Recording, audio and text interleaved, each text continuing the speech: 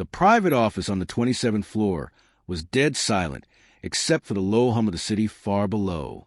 Thomas Mitchell, 45 years old, billionaire founder of Mitchell Enterprises, sat perfectly still in his leather armchair, eyes barely open, breathing slow and even.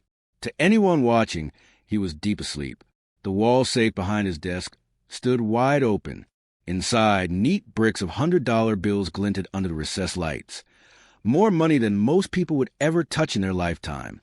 Thomas had left it that way on purpose. Tonight was a test. 2 years ago, his business partner had vanished with $3 million. Ever since, trust had become a foreign word to him. He needed to know, was there even one honest soul left in this world? So he set the trap, leave a fortune unguarded, and watch what people do when they think no one is looking. At 8:07 p.m., the cleaning crew arrived. Diana Jefferson, 31, single mother, black, exhausted from 2 jobs, walked in first.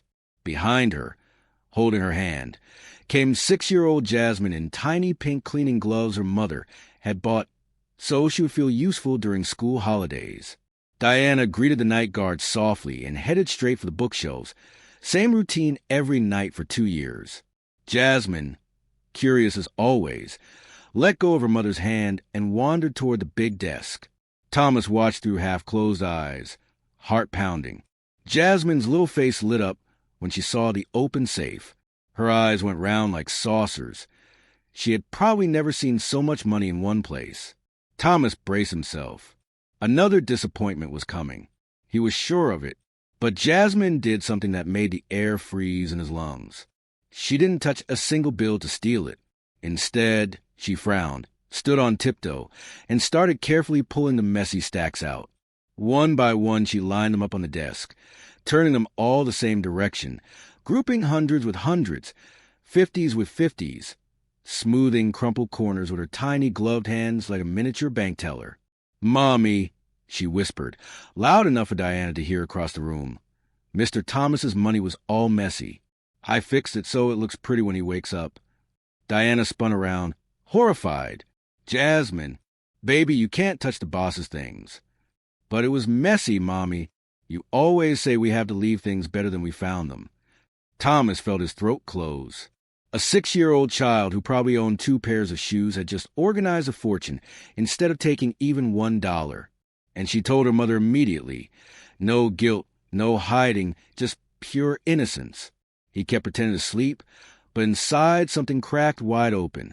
Diana rushed over, ready to scold, but when she saw the perfectly stacked bricks, she just stared, speechless. Jasmine beamed up at her. "See? Now it's tidy." That was the exact moment Thomas knew. The world still had honest people. They just didn't always wear suits. He waited until mother and daughter moved to the next office, then slowly sat up. The safe door was still open. The money was now arranged more neatly than his own accountant ever managed. A small pink glove print was visible on one of the bands. Thomas closed the safe, spun the dial, and for the first time in years felt something warmer than suspicion stirring in his chest. The next 3 weeks he watched them every night from the shadows. Diana worked like a machine, quiet, fast, proud. Jasmine did homework at an empty desk, never complained, never asked for anything. He overheard Diana teaching her daughter one night while scrubbing floors. "We don't take what isn't ours, baby, not even if nobody's watching. Our honesty is the only thing nobody can ever take away." He learned Diana had grown up in foster homes after losing her parents at 9, graduated high school while working nights, got pregnant at 22. The father disappeared the day she told him. Since then, she had raised Jasmine alone, refusing government help because charity makes you feel small. Thomas quietly raised her salary through HR, calling it a performance adjustment. Everything would have stayed quiet if one man hadn't noticed the extra money in the payroll. Richard Blackwood, 50 years old, vice president, Silver Spoon heir to one of the founding families, saw the change during a budget meeting. "Thomas, why are we paying extra to cleaning staff? Especially that one." His tone dripped contempt. "Diana is exceptional," Thomas answered flatly. Richard smirked. "Exceptional. Right. Give them an inch, and soon they want the whole ruler. It's in their nature. Thomas felt ice crawl up his spine, but he stayed calm. Richard had always been tolerated because his family still owned 18% of the company.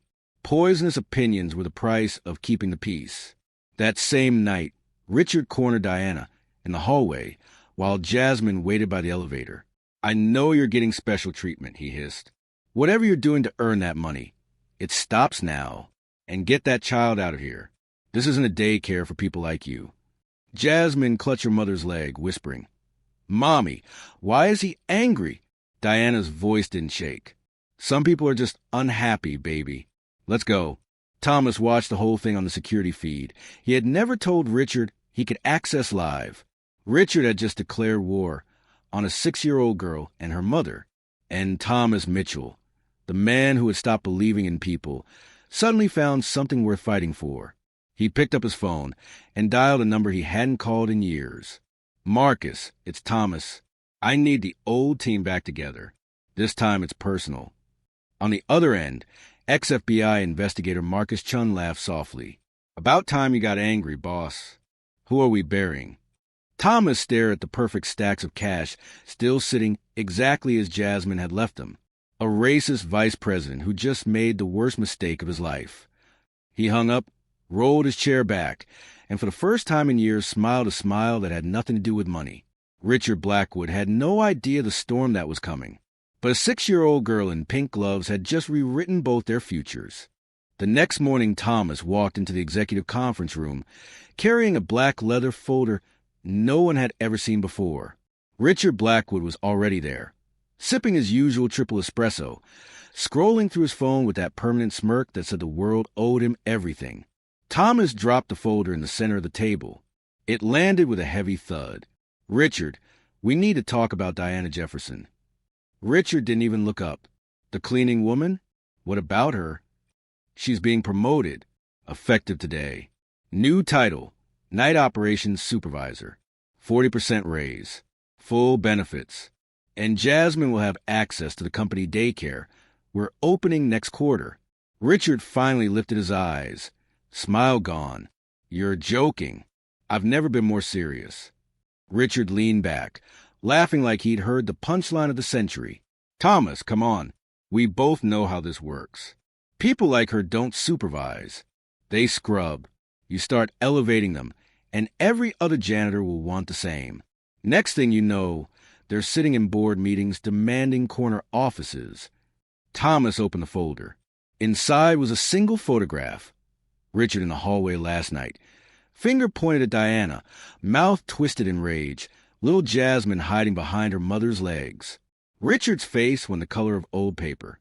"Where did you get that?" "Security system you personally approved 3 years ago. 4K resolution. Audio included." Richard tried to laugh it off. "So, I had a conversation. Big deal." Thomas slid a second page across the table. Printout of an email Richard had sent from his company account 2 nights ago. Need to remind certain employees where they belong. Starting with the night crew. Richard's smirk was cracking now. Thomas kept going, voice calm, deadly.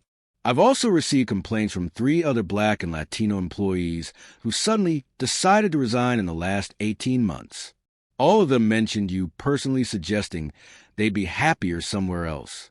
One of them recorded you saying, and I quote, 'Monkeys belong in the zoo, not the boardroom.'"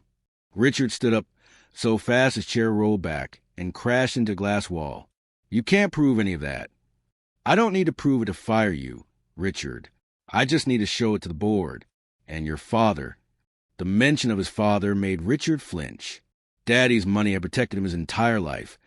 But even Daddy couldn't survive the PR nightmare of a viral racism scandal in 2025. Thomas wasn't finished. "Option A, you resign quietly today. Take a generous severance and disappear. Option B, I send everything, videos, emails, witness statements, to every major outlet before lunch. By tonight, your name trends worldwide next to the word racist. Your choice." Richard's mouth opened and closed like a fish drowning in air. For the first time in his privileged life, money and family name weren't going to save him. He chose option A, signed the resignation letter with shaking hands. walked out without another word. Thomas watched him go, then immediately called HR, processed Diana's promotion, and tell her to come to my office at 8 tonight. Bring Jasmine. That evening, Diana arrived nervous, clutching Jasmine's hand. She expected bad news. Maybe they were being let go because of Richard's threats. Instead, Thomas greeted them at the door himself. Diana, congratulations. You're now night operations supervisor. Here's your new contract. He slid across the desk. The salary made her gasp out loud. Mr. Mitchell, this is too much. It's not even close to what you deserve. Jasmine tugged her mother's sleeve. Mommy, does this mean we don't have to clean toilets anymore? Thomas laughed, knelt down. No more toilets, sweetheart. But you can still wear the pink gloves if you want. Jasmine's eyes went wide when she saw her little organized money stacks, still sitting exactly as she left them 3 weeks ago. Thomas had never moved them. He opened a drawer and took out a small velvet box. Inside was a child-sized gold bracelet with a tiny engraved plate. Honesty is a real treasure, TM, for the most honest person I've ever met, he told her. Jasmine threw her arms around his neck without hesitation. Diana was crying quietly. Sir, why are you doing all this? Thomas looked her straight in the eyes. Because your daughter reminded me that good people still exist. And good people should never have to live small lives. He wasn't done. Over the next month, he created the Jasmine Jefferson Scholarship Fund, full-ride education for children of low-wage employees. First recipient? Jasmine herself, the day she starts kindergarten. Richard Blackwood, meanwhile, discovered that resignation didn't mean escape. The board, terrified of lawsuits and bad press, voted to buy back every Blackwood family share at a steep discount. Richard's father lost hundreds of millions overnight and cut his son off completely. Within weeks, Richard was spotted trying to sell his Porsche on Facebook Marketplace just to pay rent. But Thomas still had one final move. He invited every major news outlet to a press conference titled When Honesty Beats Millions. That night, in front of rolling cameras, he told the entire story. How a 6-year-old girl refused to steal. How she organized a fortune instead. How her honesty exposed the ugliest heart in his company. Then he brought Diana and Jasmine on stage. The video of Jasmine in pink gloves fixing the money stacks went viral within hours. Hashtag Pink Gloves Hero trended worldwide. Richard watched it from a cheap motel room, bottle in hand, as his name became synonymous with everything wrong in corporate America. And somewhere in the city, a little girl fell asleep wearing her new bracelet, dreaming of the day she would become a lawyer. Because when honesty stands taller than money, even billionaires learn to bow. 6 months had passed since the press conference that changed everything. Diana Jefferson no longer pushed a cleaning cart. She now sat in a corner office on the 22nd floor as Director of Culture and Inclusion, a position Thomas created the day after Richard's resignation. Her first official act, launched the Pink Gloves program, full college scholarship for children of every janitor, guard, and cafeteria worker in the company. Jasmine's name was on the very first certificate, framed in pink. Mitchell Enterprises had become the most celebrated diversity success story in America. CNN, Forbes, even Oprah wanted interviews. The stock rose 23% in 4 months. Investors love good PR almost as much as profit. But Thomas knew the real victory wasn't the headlines. It was watching Jasmine run through the lobby every afternoon, pink backpack bouncing, shouting, "Hi, Mr. Thomas," while security guards saluted her like a princess. It was Diana walking into board meetings with the quiet confidence of someone who finally belonged. And it was knowing Richard Blackwood was somewhere selling used Hondas for commission. Or so Thomas thought. One Tuesday morning, Thomas opened an anonymous email. Subject line, "You think it's over?" Attached was a grainy photo taken through a telephoto lens. Jasmine and Diana leaving their new apartment building, smiling, unaware they were being watched. Below the photo, a single line. Some debts aren't paid with money. R.B. Thomas felt ice crawl down his spine. He immediately called Marcus Chun, the ex-FBI investigator who had helped bury Richard the first time. "Marcus, he's back." Marcus arrived in 20 minutes carrying a thick file. Richard's broke, divorced, disowned, and very, very angry, Marcus said, spreading documents across the desk. He's been living in a one-bedroom in Jersey under his mother's maiden name. No job above minimum wage will touch him. The internet never forgets, and his name is poison. Thomas stared at the photo of Jasmine. He's stalking them. Worse, Marcus replied. He's been posting on fringe forums. Same old racist garbage, but now it's personal. Calls Jasmine the little pickaninny who ruined me. Says he's going to prove the world that people like them always cheat and steal if you watch long enough.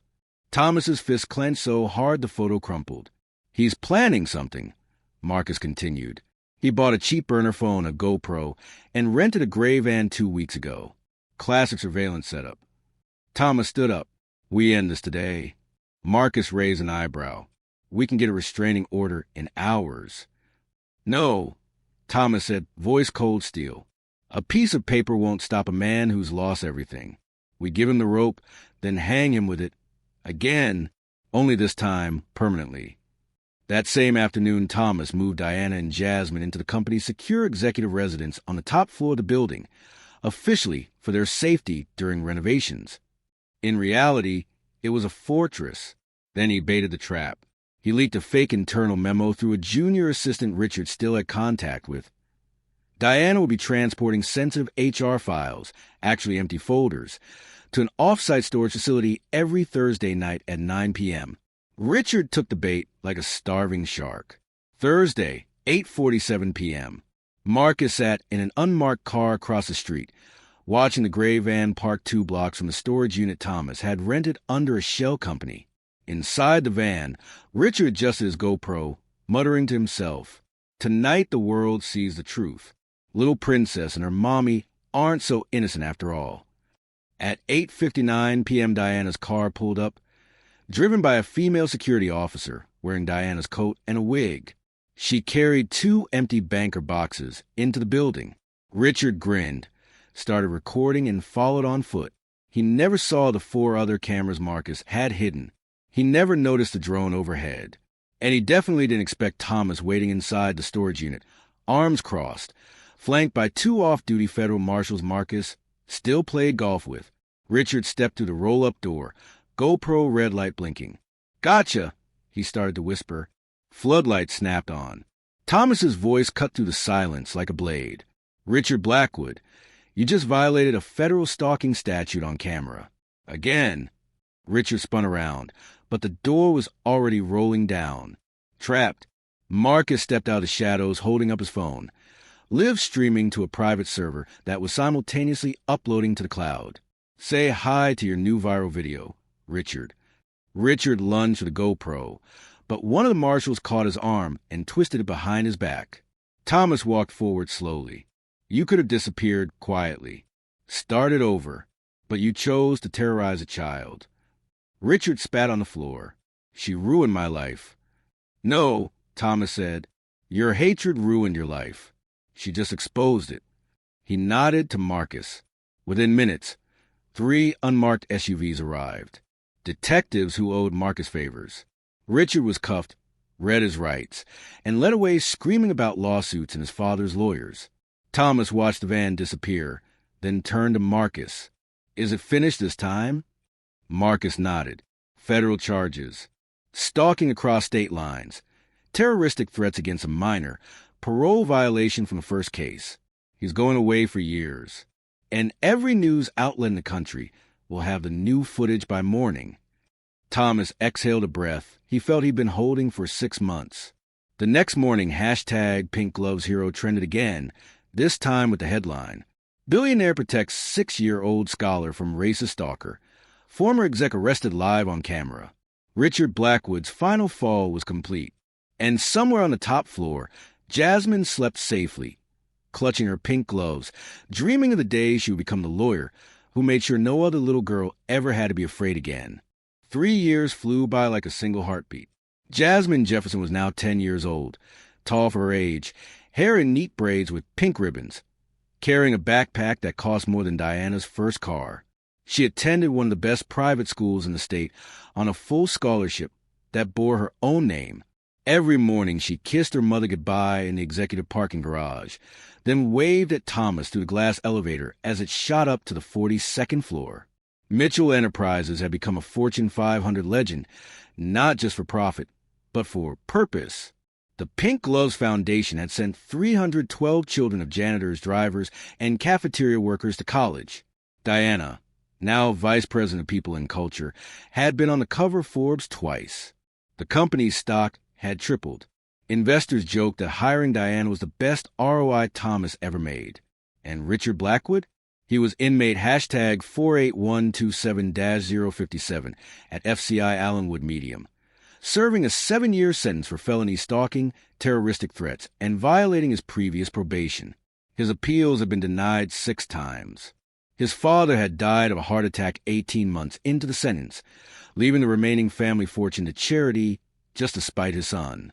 Richard's wife had taken the kids to Europe and legally changed their last names. He received 0 visitors and 0 mail except hate letters forwarded by the warden. Thomas thought the story was finally over. He was wrong.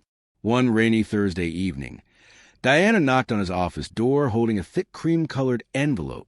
"This came by courier," she said, voice strange. "No return address. My name handwritten." Thomas opened it. Inside was a single invitation on heavy cardstock.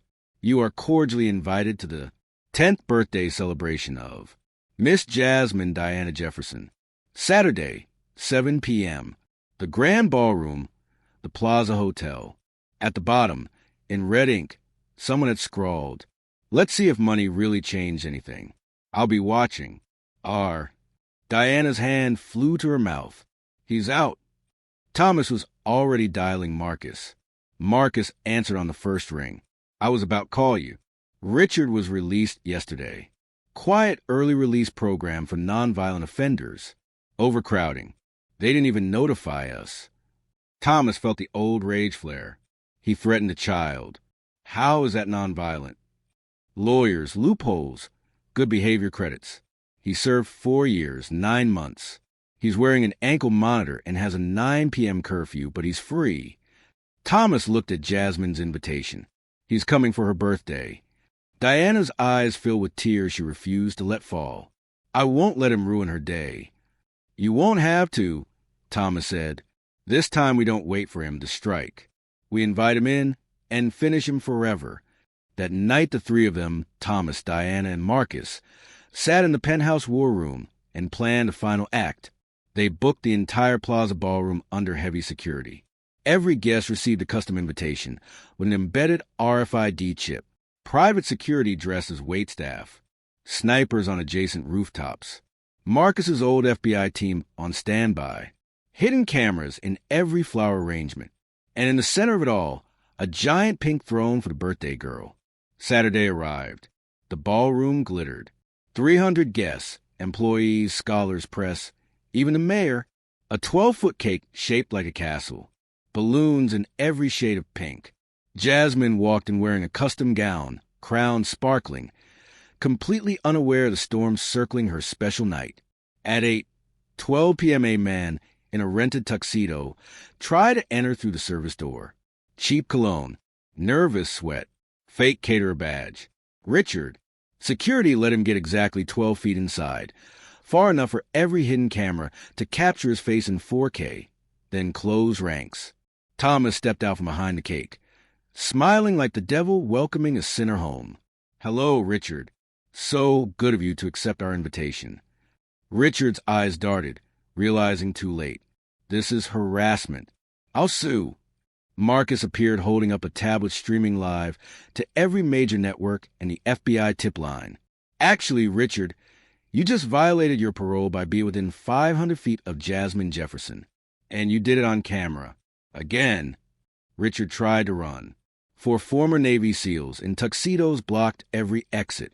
Jasmine, standing on her throne, spotted the commotion. She recognized the face from old news, clips her mother had tried to hide. She walked down the steps, tiny crown straight, and stood in front of the man who had terrorized her family for years. "You're the bad man who scared my mommy," she said, voice clear, unafraid. Richard sneered. "And you're still just a..." Jasmine cut him off. I feel sorry for you. The room went dead silent. You lost everything because you hated people who never did anything to you. I won, not because I'm richer now, but because I still have my mommy, Mr. Thomas, and 300 friends in this room. You have handcuffs. She turned her back on him and walked away. Richard lunged, pure rage, but the seals were faster. He hit the marble floor hard. Within minutes, federal marshals arrived. Parole revoked on the spot. New charges: felony stalking, terroristic threats, attempted assault on a minor. This time there would be no early release. As Richard was dragged out screaming, Jasmine returned to her throne, took the microphone, and addressed her guests. Thank you for coming to my party. Mr. Thomas says the best revenge is living a happy life. So let's eat cake. The room erupted in applause that shook the chandeliers. Later that night, after the last balloon had fallen, Thomas found Diana crying quietly on the balcony. He's really gone this time, she whispered. Thomas put an arm around her. He was gone the moment Jasmine chose kindness over fear. Diana smiled through tears. She gets that from you now, too. Thomas looked up at the stars. No, she was born with it. We just finally gave it room to grow. And somewhere far away, in a holding cell that smelled of bleach and regret, Richard Blackwood stared at the concrete wall, knowing the little girl in the pink crown had just delivered the final, unbreakable verdict on his entire life. 10 more years disappeared like smoke. Jasmine Jefferson was now 20 years old, sophomore at Harvard Law, top of her class, president of the Black Law Students Association, and the most requested speaker on every campus from Yale to Stanford. Her TED Talk, The Pink Gloves Theory, Why Honesty Scales Better Than Money, had 63 million views and counting. Diana Jefferson sat on the board of Mitchell Enterprises, a company now valued at $42 billion, half of which funded the Jasmine Jefferson Global Foundation. They had built 63 schools in underserved communities, every single one painted pink somewhere on the inside, a quiet promise that no child would ever again feel invisible. And Thomas Mitchell? He had stepped down as CEO at 55, handed the reins to Diana, and taken the title Chief Legacy Officer. The press called him the billionaire who gave his empire away to the people who once cleaned it. Richard Blackwood was a ghost. After the Plaza Hotel arrest, his parole was revoked permanently. He served the full remaining sentence, plus 2 extra years for attempting to contact Jasmine from prison, a handwritten letter intercepted by the warden. Released at 63, gray, broken, and forgotten, he lived in a state-funded nursing home under his mother's maiden name. No visitors, no interviews. The world had moved on, until one ordinary Tuesday in October. Jasmine was back in the city for fall break. She had asked Thomas and Diana for one favor. She wanted to visit the federal prison where Richard had spent the last decade. Not for revenge, for closure. Thomas tried to talk her out of it. Diana cried. But Jasmine was 20 now, and no one could tell her no anymore. She walked into the cold visiting room wearing the same pink gloves she had worn at 6 years old, now framed in her Harvard dorm, but she had brought them anyway. Richard was let in, shackled, thinner, eyes hollow. When he saw her, recognition hit like a fist. He expected hatred, screaming, maybe a smug smile. Instead, Jasmine sat down calmly and slid a photograph across the table. It was him at 49, arrogant, smirking, standing over Diana in that hallway years ago. Next to it, a second photo, Jasmine on the Harvard Law commencement stage last spring, shaking the dean's hand, pink ribbon in her hair. She let him look for a long time. Then she spoke, soft but clear. I used to have nightmares about you, she said. Every night, I would wake up scared you were outside the window. My mom would hold me until I fell asleep again. Richard stared at the table, unable to meet her eyes. But one day I realized something, she continued. You lost everything because you believed people like me were less than you. And every year I won something new, scholarships, friends, a future, because I never believed that about anyone else. She leaned forward slightly. I'm not here to forgive you. That's not my job. I'm here to tell you the truth. You didn't break us. You built us. Every hateful word you ever said became brick and mortar for schools we opened, the lives we changed, the person I became. Richard's hand started shaking. I'm going to be a judge one day, Jasmine said. And when someone like you stands in my courtroom, I won't need to hate them. I'll just remember this moment, and I'll give them exactly what you never gave my mother, a fair chance to be better. She stood up. Goodbye, Mr. Blackwood. She walked out without looking back. The guards later said Richard sat there for 20 minutes, staring at the two photographs. Then he asked for a piece of paper. He wrote a single page, folded it, and handed it to the warden with one request. Make sure Jasmine Jefferson gets this after I'm gone. 3 weeks later, Richard was found dead in his cell. Natural causes. Heart failure. Age 63. The letter reached Jasmine 6 months afterward. It was short. I spent 15 years hating you and your mother for destroying my life. Today I finally understood. I destroyed my own life the day I decided your lives were worth less than mine. You were right.